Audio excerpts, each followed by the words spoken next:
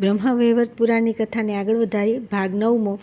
બ્રહ્માજીના શાપથી ઉપબહરણનું યોગ ધારણ દ્વારા પોતાના શરીરને ત્યાગી દેવું, માલાવતીનો વિલાપ તથા પ્રાર્થના કરવી, દેવતાઓને શાપ આપવા તૈયાર થવું। આકાશવાણી દ્વારા ભગવાનનું આશ્વાસન મળતા દેવતાઓએ કૌશિકીના તટ પર માલાવતીના દર્શન કરવા। સૌતી કહે છે કે હે શૌનક, પોતાને ત્યાં પુત્ર જન્મના ઉત્સવમાં ગંધર્વ રાજ્ય બહુ જ પ્રસન્નતા સાથે બ્રાહ્મણોને નાના પ્રકારના રત્ન અને ધન આપ્યું। સમયાનુસાર મોટા થયા પછી ઉપબરણે વશિષ્ઠજી દ્વારા પરમ દુર્લભ હરિમંત્રની દીક્ષા લઈને કઠોર તપસ્યા પ્રારંભ કરી। એક સમયની વાત છે, તેઓ ગંડકી નદીના તટ પર વિરાજમાન હતા। તેઓ યુવાન થઈ ગયા હતા। તે સમયે 50 ગંધર્વ કન્યાઓએ તેમને જોયા। જોતાં જ તે બધી મોહિત થઈ ગઈ। તે બધીએ ઉપબરણને પતિ રૂપે પ્રાપ્ત કરવાનો સંકલ્પ લઈને યોગ શક્તિ દ્વારા પ્રાણોનો ત્યાગ કરી દીધો અને ચિત્રરથ ગંધર્વને ત્યાં જન્મ લઈ પિતાની આજ્ઞાથી તેમની સાથે લગ્ન કરી લીધા। ઉપબરણે દીર્ઘકાળ સુધી તે બધાની સાથે વિહાર કર્યો। ચિરકાળ સુધી તેમની સાથે રાજ્ય કરીને એક દિવસ તેઓ બ્રહ્માજીના સ્થાન પર ગયા અને ત્યાં શ્રી હરિનું યશોગાન કરવા લાગ્યા। ત્યાં રંભાને નૃત્ય કરતા જોઈને ઉપબરણ મનમાં વાસના જાગ્રત થઈ ગઈ અને તેમનું વીર્ય સ્ખલિત થઈ ગયું। આ કારણે તેમનો બહુ ઉપાસ થયો અને બ્રહ્માજીએ તેમને શાપ આપતા કહ્યું કે તમે ગંધર્વ શરીરનો ત્યાગ કરી દો અને શુદ્ર યોનિને પ્રાપ્ત થઈ જાઓ। પછી સમયાનુસાર વૈષ્ણવોનો સંગ પ્રાપ્ત કરીને તમે ફરી મારા પુત્ર રૂપે પ્રતિષ્ઠિત થઈ જશો। બેટા, વિપત્તિનો સામનો કર્યા વિના મનુષ્યની મહત્તા પ્રગટ થતી નથી। સંસારમાં સર્વને વારંવાર સુખ દુઃખ પ્રાપ્ત થાય છે। આ પ્રમાણે કહીને બ્રહ્માજી પોતાના ધામમાં ચાલ્યા ગયા અને ઉપબરણે ગંધર્વે તત્કાળ તે શરીરને એ રીતે છોડી દીધું। મૂલાધાર, સ્વાધિષ્ઠાન, મણિપુર, અનાહત, વિશુદ્ધ અને આજ્ઞા નામવાળા 6 ચક્રોનું ક્રમશઃ ભેદન કરીને તેણે ઈડા વગેરે નાડીઓનું ભેદન આરંભ કર્યું। ઈડીએ સુષુમ્ણા, મેઘા, પિંગલા, પ્રાણહારિણી, સર્વજ્ઞાનપ્રદા, મન સંયમિની, વિશુદ્ધા, નિરુદ્ધા, વાયુ સંચારિણી, તેજ શુષ્કરી, બલપુષ્ટકરી, બુદ્ધિ સંચારિણી, જ્ઞાન જમરૂભનકારિણી, સર્વ પ્રાણહરા તથા પુનર્જીવનકારિણી, આ 16 નાડીઓનું ભેદન કરીને મન સહિત જીવાત્માને બ્રહ્મરંધ્રમાં લાવીને તેઓ યોગાસનથી બેસી ગયા અને 2 ઘડી સુધી તેમણે આત્માને જ આત્મામાં લગાવ્યો। ત્યાર પછી તેઓ જાતિસ્મર પૂર્વજન્મની વાતોને યાદ રાખનારા યોગીરાજ ઉપબરણ બ્રહ્મભાવને પ્રાપ્ત થઈ ગયા। 3 તારવાળી દુર્લભ વીણાને ડાબા ખભા પર મૂકીને જમણા હાથમાં શુદ્ધ સ્ફટિકની માળા લઈને તેઓ વેદના સાર તત્વ તથા ઉદ્ધારના ઉત્તમ બીજરૂપ પરાત્પર પરબ્રહ્મમય આ 2 અક્ષરોના જપ કરવા લાગ્યા। તેમણે દર્ભની ચટાઈ પર પૂર્વ તરફ માથું રાખી પશ્ચિમ દિશા તરફ બંને પગ લંબાવીને સૂઈ ગયા, જાણે કોઈ પુરુષ સૂઈ રહ્યો હોય। તેમના પિતા ગંધર્વ રાજ્ય તેમને આ પ્રમાણે દેહ ત્યાગ કરતા જોઈ સ્વયં પણ પોતાની પત્નીની સાથે મનમાં શ્રીકૃષ્ણનું સ્મરણ કરી યોગ ધારણા દ્વારા પ્રાણોનો ત્યાગ કરી દીધો અને પરબ્રહ્મ પરમાત્માને પ્રાપ્ત કરી લીધા। તે સમયે ઉપબરણના બધા ભાઈબંધુ અને પત્નીઓ વારંવાર વિલાપ કરીને મોટે મોટેથી રડવા લાગી। વિષ્ણુની માયાથી મોહિત હોવાના કારણે શોકથી વ્યથિત થઈને તેઓ તેમના શરીરની પાસે ગયા। ઉપબરણની 50 પત્નીઓમાં જે તેમની પરમપ્રિય મુખ્ય પટરાણી હતી તે સતી સાધ્વી માલાવતી પોતાના પ્રિયતમને છાતીએ લગાડી અત્યંત ઊંચા સ્વરે રડવા લાગી। અનેક પ્રકારના કરુણ વિલાપ કરી માલાવતી બોલી, કમલોદ્ભવ બ્રહ્માજીનું આ કથન છે કે મુજ સતી સાધ્વી કુલીન સ્ત્રીઓને માટે તેના પતિ સિવાય બીજો કોઈ વિશિષ્ટ સ્નેહી દેખાતો નથી। તેથી હે દિશાઓના સ્વામી દિક્પાલો, હે ધર્મ પ્રજાપતિ, હે ગિરિશંકર તથા હે કમલાકાંત નારાયણ, તમે લોકો મને પતિ દાન આપો। આમ કહીને વિરહાતુર ચિત્રરથની કન્યા માલાવતી ત્યાં જ મૂર્છિત થઈ ગઈ। પ્રિયતમને પોતાની છાતીએ લગાવીને પૂરો 1 દિવસ રાત ત્યાં જ અચેત અવસ્થામાં પડી રહી। તે સમયે બધા દેવતાઓએ તેમની રક્ષા કરી। પ્રાતઃકાળે ફરી હોશમાં આવ્યા પછી તે ફરી મોટે મોટેથી વિલાપ કરવા લાગી। તે સતીએ શ્રીહરિને સંબોધિત કરીને ફરી આ પ્રમાણે કહ્યું। માલાવતી બોલી કે શ્રી કૃષ્ણ, તમે સંપૂર્ણ જગતના નાથ, સ્વામી તથા સંરક્ષક છો। નાથ, હું જગતની બહાર નથી। પ્રભુ, તમે જગતના પાલક છો, પછી મારું પાલન કેમ કરતા નથી?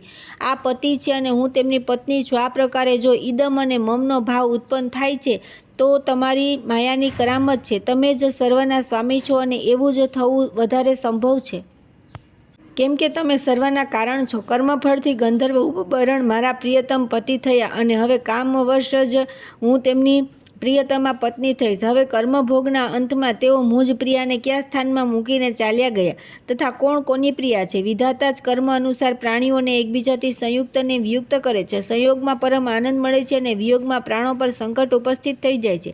સંસારમાં સદા મૂર્ખ અને અજ્ઞાનીના જીવનમાં આવી વાત જોવામાં આવે છે. આત્મારામ મહાત્માના હૃદય પર સંયોગ વિયોગનો આવો પ્રભાવ કદી પડતો નથી. વિષય નાશવંત છે, આ વાત સર્વતા સત્ય છે. તેમ છતાં ભૂતળ પર વિષય ભોગ પ્રિય બની ગયા છે. જો વિષય ભોગને સ્વયં ત્યાગી દેવામાં આવે તો તે સુખનું કારણ બને છે, પરંતુ જ્યારે બીજા લોકો જબરજસ્તી તેનો ત્યાગ કરાવે છે ત્યારે તે દુઃખીદાયી લાગે છે. તેથી સાધુ પુરુષ મહાનથી મહાન મનોવાંછિત ઐશ્વર્યનો સ્વયં ત્યાગ કરીને ભગવાન શ્રી કૃષ્ણના ચરણારવિંદોનું સદા ચિંતન કરે છે. જ્ઞાની સંત પુરુષ તો સર્વત્ર છે, પરંતુ પૃથ્વી પર જ્ઞાની સ્ત્રી કોણ છે? તેથી મારા જેવી મૂઢ અબળાને તમે મનોવાંછિત પતિ પ્રદાન કરો. હું અમરત્વ માગતી નથી, ઇન્દ્રપદની ઈચ્છા રાખતી નથી અને મોક્ષના માર્ગમાં પણ મારી રુચિ નથી.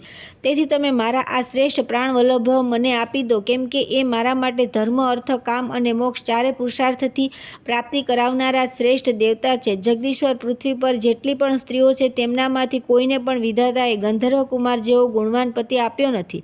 ત્યાર પછી માલાવતી પોતાના સ્વામીના ગુણોના વખાણ કરવા લાગી અને અંતમાં એકદમ કોપાયમાન થઈને નારાયણ, બ્રહ્મા, મહાદેવ અને ધર્મ વગેરે સમસ્ત દેવતાઓને સંબોધિત કરીને તેમને શાપ આપવા તૈયાર થઈ ગઈ. ત્યારે બ્રહ્મા વગેરે દેવતાઓએ ક્ષીરસાગર પર જઈને ભગવાન વિષ્ણુનું શરણ લીધું અને માલાવતીના ભીષણ શાપથી બચાવવાની તેમને પ્રાર્થના કરી. દેવતાઓની પ્રાર્થના પછી આકાશવાણી થઈ, દેવતાઓ, હવે તમે લોકો જાઓ. યજ્ઞના મૂળ છે ભગવાન વિષ્ણુ, તેઓ જ બ્રાહ્મણનું રૂપ ધારણ કરીને માલાવતીને શાંત કરવા તથા તમને બધાને સાપ સંકટથી બચાવવા માટે જશે. આકાશવાણી સાંભળીને બધા દેવતાઓ પ્રસન્ન થઈ ગયા. તે બધા ઉત્સાહપૂર્વક કૌશિકીના તટ પર માલાવતીના સ્થાન પર ગયા. તે માલાવતી બીજા લક્ષ્મી જેવી સર્વ આભૂષણો અને સોનેરી સાડીમાં શોભી રહી હતી.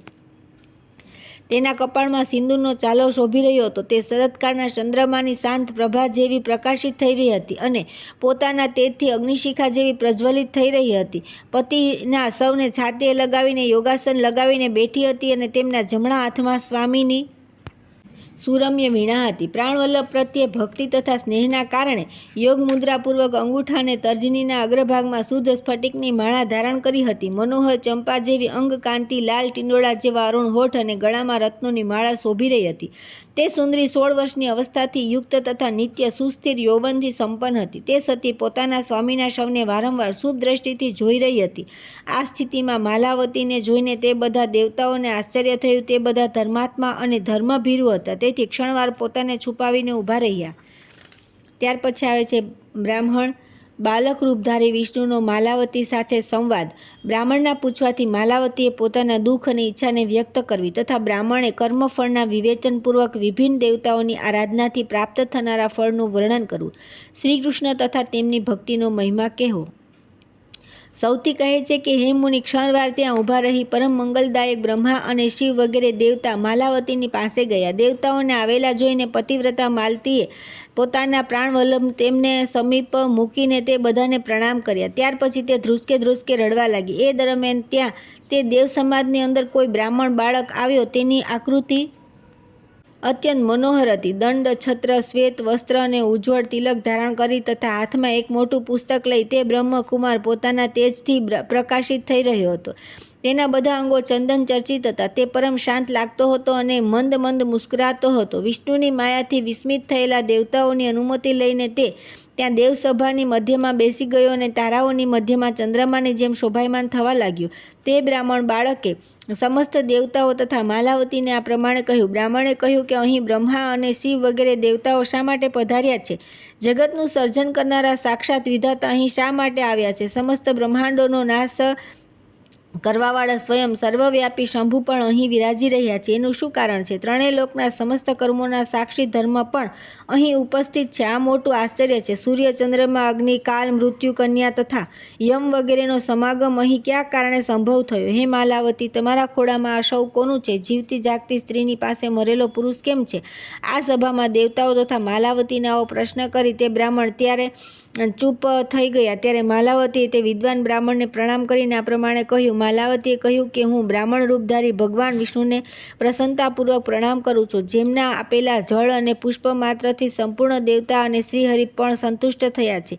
પ્રભો, હું શોકાતુર છું. તમે મારા આ નિવેદન પર ધ્યાન આપો, કેમ કે યોગ્ય અને અયોગ્ય પર પણ કૃપા કરનારા તમારા જેવા સંત મહાત્માઓનો અનુગ્રહ સદા બધા માટે સમાન રૂપે પ્રગટ થાય છે. વિપ્રવર, હું ઉપબરણની પત્ની તથા ચિત્રરથની કન્યા છું. મને માલાવતી કહે છે. મેં લાખ દિવ્ય વર્ષો સુધી પોતાના આ સ્વામીની સાથે પ્રત્યેક સુરમ્ય અને મનોહર સ્થાન પર સ્વચ્છંદ ક્રીડા કરી છે. દ્વિજેન્દ્ર, તમે વિદ્વાન છો. સાધ્વી સ્ત્રીઓનો પોતાના પ્રિયતમ પ્રત્યે જેટલો સ્નેહ હોય છે તે તમે બધું જાણો છો. મારા પતિએ ઓચિંતા બ્રહ્માજીનો શાપ મળવાથી પોતાના પ્રાણ ત્યાગી દીધા છે. તેથી હું દેવતાઓની સામે એ ઉદ્દેશ્ય રાખીને વિલાપ કરું છું કે મારા પતિ જીવિત થઈ જાય. પૃથ્વી પરના બધા લોકો પોતપોતાના કાર્યની સિદ્ધિ માટે વ્યગ્ર રહે છે. તેઓ લાભ હાનિને જાણતા નથી, માત્ર સ્વાર્થ સાધવામાં તત્પર રહે છે. સુખ, દુઃખ, શોક, ભય, સંતાપ, ઐશ્વર્ય, પરમાનંદ, જન્મ, મૃત્યુ અને મોક્ષ આ બધા મનુષ્યને પોતાના કર્મો અને પ્રયત્ન અનુસાર પ્રાપ્ત થાય છે. દેવતા બધાના જનક છે. તેઓ જ કર્મોનું ફળ આપે છે. સાથે સાથે તેઓ લીલાપૂર્વક કર્મબંધનને કાપવામાં પણ સમર્થ હોય છે. દેવતાઓની વધીને કોઈ હિતૈષી નથી. દેવતાથી વધીને કોઈ બળવાન નથી. દેવતાથી વધીને દયાળુ અને દાતા પણ કોઈ નથી. હું સમસ્ત દેવતાઓથી યાચના કરું છું કે તેઓ મને પતિદાન આપે. આ જ મને અભિષ્ટ છે. ધર્મ, અર્થ, કામ અને મોક્ષનું ફળ આપનારા દેવતા કલ્પવૃક્ષ રૂપ છે. તેથી હું તેમનાથી યાચના કરું છું કે તેઓ મારો મનોરથ સફળ કરે. જો દેવતાઓ મને અભિષ્ટ પતિ દાન આપશે ત્યારે તો તેમનું હિત છે, અન્યથા આ બધાને હું સ્ત્રીવધનું પાપ આપીશ. એટલું જ નહીં, હું આ બધાને દારૂણ અને અટળ શાપ આપું છું કે સતીના શાપને ટાળવો બહુ મુશ્કેલ છે. કોઈ તપસ્યાથી તેનું નિવારણ થશે. સોનક આમ કહી શોકાતુર પતિવ્રતા માલાવતી ચૂપ થઈ ગઈ. ત્યારે તે શ્રેષ્ઠ બ્રાહ્મણે તેને કહ્યું. બ્રાહ્મણ બોલ્યા કે માલાવતી, એ વાત સાચી છે કે દેવતાઓ કર્મનું ફળ આપનારા છે, પરંતુ આ ફળ તત્કાળ નહીં, કેટલા સમય બાદ મળે છે. જેમ જેમ ખેડૂત અનાજ વાવે તેમ તેનું ફળ મળે. પતિવ્રતે ગૃહસ્થ પુરુષ સાથે પોતાના ખેતરમાં જે અનાજ વાવે છે તેના અંકુર સમયાનુસાર નીકળે છે. પછી યથાસમયે તે વૃક્ષ થાય છે અને ફળ પણ આપે છે. ત્યાર પછી અન્ય સમયમાં તે પાકે છે અને અન્ય સમયમાં ગૃહસ્થ તેના ફળ પ્રાપ્ત કરે છે. તે જ પ્રમાણે બધાના વિષયમાં સમજી લેવું જોઈએ. દરેક કર્મનું ફળ મળતા સમય લાગે છે. સંસારમાં ગૃહસ્થ પુરુષ જે બીજ વાવે છે તે જ ભગવાન વિષ્ણુની માયાથી યથાસમય અંકુર અને વૃક્ષ થાય છે અને યથાસમય ગૃહસ્થ પુરુષને તેના ફળ પ્રાપ્ત થાય છે. પુણ્યાત્મા પુરુષ પુણ્યભૂમિમાં ચિરકાળ સુધી જે તપ કરે છે તેનું ફળ આપનારા ખરેખર દેવતાઓ જ છે, એમાં સંશય નથી. બ્રાહ્મણોના મુખમાં તથા ઉપજાઉ ભૂમિમાં મનુષ્ય પ્રયત્નપૂર્વક જે નાખે છે તેનું ફળ તેને અવશ્ય મળે છે. બળ, સૌંદર્ય, ઐશ્વર્ય, ધન, પુત્ર, સ્ત્રી અને ઉત્તમ પતિ કોઈ પણ પદાર્થ તપસ્યા વિના મળતો નથી. તેથી તપ વિના શું થઈ શકે? જે ભક્તિભાવથી પ્રકૃતિ દુર્ગાદેવીનું સેવન કરે છે તે દરેક જન્મમાં વિનયશીલ સદ્ગુણવાળી પત્ની પ્રાપ્ત કરે છે. પ્રકૃતિની જ કૃપાથી ભક્ત પુરુષ લીલાપૂર્વક અવિચળ લક્ષ્મી, પુત્ર, પૌત્ર, ભૂમિ, ધન અને સંતતિ પ્રાપ્ત કરે છે. ભગવાન શિવ કલ્યાણ સ્વરૂપ, કલ્યાણદાતા અને કલ્યાણ પ્રાપ્તિના કારણ છે. તેઓ જ્ઞાનાનંદ સ્વરૂપ મહાત્મા પરમેશ્વર અને મૃત્યુંજય છે. જે ભક્તિપૂર્વક તે મહેશ્વરનું સેવન કરે છે તે પુરુષને દરેક જન્મમાં સુંદર પત્ની મળે છે અને તેમની આરાધના કરનારી સ્ત્રીને પ્રત્યેક જન્મમાં ઉત્તમ પતિ મળે છે. ભગવાન હરની કૃપાથી મનુષ્યને વિદ્યા, જ્ઞાન, ઉત્તમ કવિતા, પુત્ર, પૌત્ર, ઉત્કૃષ્ટ લક્ષ્મી, ધન, બળ અને પરાક્રમની પ્રાપ્તિ થાય છે. જે માનવ બ્રહ્માજીની ભક્તિ કરે છે તેને પણ સંતાન અને લક્ષ્મી મળે છે. બ્રહ્માજીના વરદાનથી મનુષ્યને વિદ્યા, ઐશ્વર્ય અને આનંદની પ્રાપ્તિ થાય છે. જે મનુષ્ય ભક્તિપૂર્વક દીનાનાથ દિનેશ્વર સૂર્યની આરાધના કરે છે તેને વિદ્યા, આરોગ્ય, આનંદ, ધન અને પુત્ર અવશ્ય મળે છે. જે સર્વથી પ્રથમ પૂજવા યોગ્ય સર્વેશ્વર સનાતન દેવાધિદેવ ગણેશજીની ભક્તિપૂર્વક પૂજા કરે છે તેના જન્મ જન્મના સમસ્ત વિઘ્નોનો નાશ થાય છે. તે સૂતા જાગતા નિરંતર આનંદનો અનુભવ કરે છે. ગણેશજીની કૃપાથી તેને ઐશ્વર્ય, પુત્ર, પૌત્ર, ધન, પ્રજા, જ્ઞાન, વિદ્યા અને ઉત્તમ કવિત્વની પ્રાપ્તિ થાય છે. જે દેવતાઓના સ્વામી લક્ષ્મીપતિ ભગવાન વિષ્ણુની ભક્તિ કરે છે તેને જો વરદાનની ઈચ્છા હોય તો તેને તે ઈચ્છા હોય તે બધું પ્રાપ્ત થઈ જાય છે, અન્યથા તેને મોક્ષની પ્રાપ્તિ તો અવશ્ય થાય છે. શાંત સ્વરૂપ જગતપાલક વિષ્ણુની સેવા કરી વાત્સવમાં મનુષ્ય સમસ્ત તપ, સંપૂર્ણ ધર્મ તથા પરમ ઉત્તમ યશ કીર્તિને પ્રાપ્ત કરી લે છે. જે મૂર્ખ સર્વેશ્વર વિષ્ણુનું સેવન કરી તેના બદલામાં કોઈ વરદાન લેવા ઈચ્છે છે તેને વિધાતાએ ઠગી લીધો અને વિષ્ણુની માયાથી મોહમાં નાખી દીધો. નારાયણની માયા સર્વ કંઈ કરવામાં સમર્થ, સૌની કારણભૂતા અને પરમેશ્વરી છે. તેના પર કૃપા કરે છે તેને વિષ્ણુ મંત્ર આપે છે. જે ધર્માત્મા મનુષ્ય ધર્મનું સેવન કરે છે તે અવશ્ય સંપૂર્ણ ધર્મનું ફળ પામે છે અને આ લોકમાં સુખ ભોગવીને પરલોકમાં વિષ્ણુના પરમપદને પ્રાપ્ત કરી લે છે. જે મનુષ્ય જે દેવતાની ભક્તિપૂર્વક આરાધના કરે છે તે પ્રથમ તેને પ્રાપ્ત કરે છે, પછી સમયાનુસાર તે દેવતાની સાથે તે ઉત્તમ વિષ્ણુધામમાં ચાલ્યો જાય છે. ભગવાન શ્રી કૃષ્ણ પ્રકૃતિથી પર તથા ગુણાતીત છે. બ્રહ્મા, વિષ્ણુ અને શિવ વગેરે સેવ્ય તેમના આદિ કારણ પરાત્પર અવિનાશી પરબ્રહ્મ તથા સનાતન ભગવાન છે. સાકાર નિરાકાર જ્યોતિ સ્વરૂપ સ્વેચ્છામય સર્વવ્યાપી સર્વાધાર સર્વેશ્વર પરમાનંદમય ઈશ્વર નિર્લિપ્ત તથા સાક્ષીરૂપ છે. તેઓ ભક્ત પર અનુગ્રહ કરવા માટે દિવ્ય વિગ્રહ ધારણ કરે છે, તેમની આરાધના કરે છે. તે જ વાસ્તવમાં જીવન મુક્ત છે. તે બુદ્ધિમાન પુરુષ કોઈ વરદાન ગ્રહણ કરતો નથી. સાલોક્યો વગેરે 4 પ્રકારની મુક્તિઓને પણ તે તુચ્છ માને છે. બ્રહ્મત્વ, અમરત્વ તથા મોક્ષ પણ તેના માટે તુચ્છ થઈ જાય છે. ઐશ્વર્યને તે માટીના ઢેફાની જેમ નશ્વર માને છે. ઇન્દ્રત્વ, મનુત્વ અને ચિરંજીવીત્વને પણ પાણીના પરપોટા જેવા ક્ષણભંગુર સમજીને અત્યંત તુચ્છ માને છે. સૂતા જાગતા સતત શ્રીકૃષ્ણની સેવા જ ઈચ્છે છે. તેમની દાસતા સિવાય કોઈ બીજા પદ માનતો નથી. શ્રીકૃષ્ણના ચરણવિંદોમાં નિરંતર મને અવિચળ ભક્તિ પ્રાપ્ત કરીને પૂર્ણ કામ થઈ જાય છે. શ્રીકૃષ્ણનો ભક્ત તે પૂર્ણતમ બ્રહ્મનું સેવન કરી સદા સુસ્થિર રહે છે. તે પોતાના કુળની કરોડો માતામહના કુળની સેંકડો પૂર્વ પેઢીઓનો ઉદ્ધાર કરી દાસ દાસી માતા અને પત્નીનો તથા પુત્રના પછીની પણ સેંકડો પેઢીઓનો ઉદ્ધાર કરી દે છે અને સ્વયં ગોલોકમાં જાય છે. મનુષ્ય ત્યાં સુધી કામાસક્ત થઈને ગર્ભમાં નિવાસ કરે છે ત્યાં સુધી યમયાતના ભોગવે છે અને ગૃહસ્થ પુરુષ ત્યાં સુધી ભોગોની ઈચ્છા રાખે છે જ્યાં સુધી કે તે શ્રીકૃષ્ણનું સેવન કરતો નથી. યમરાજ તે ભક્તના કર્મ સંબંધી લેખને તુરત ભયના લીધે દૂર કરી દે છે. બ્રહ્માજી પહેલેથી જ તેના સ્વાગત માટે મધુપર્ક વગેરે તૈયાર કરીને રાખે છે અને વિચારે છે કે અહો, તે મારા લોકને ઓળંગીને આ જ માર્ગે યાત્રા કરશે. કોટિશત કલ્પોમાં પણ તેનું ત્યાંથી પતન નહીં થાય. જેમ સર્પ ગરુડને જોતા જ ભાગી જાય છે તે જ પ્રમાણે કરોડો જન્મોના કરેલા પાપ પણ શ્રીકૃષ્ણના ભક્તિ ભયભીત થઈને